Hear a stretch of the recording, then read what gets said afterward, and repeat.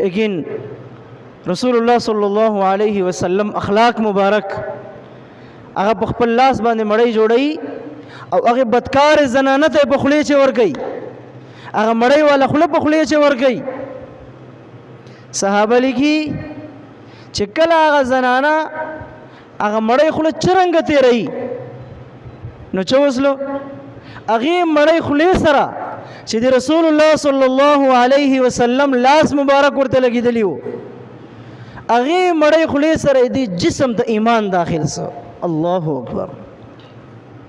دې ټول جسم ته ایمان داخل سو رسول الله اخلاق نو دوره متاثر اسلا